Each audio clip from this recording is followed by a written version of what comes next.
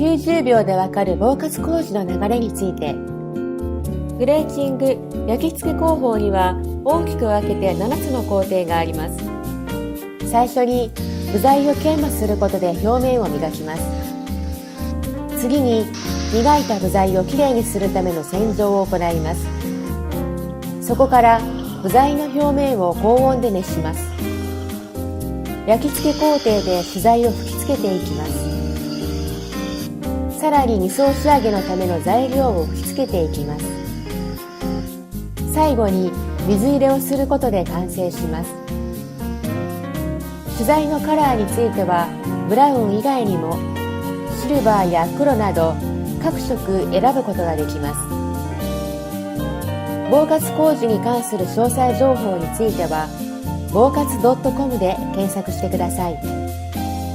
また防滑工事に関するお問い合わせにつきましてはお電話にていつでもご連絡ください。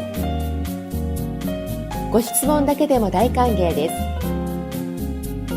現在事業拡大に伴い日本全国で防滑工事の事業パートナーも募集しています。ご興味のある方はお問い合わせください。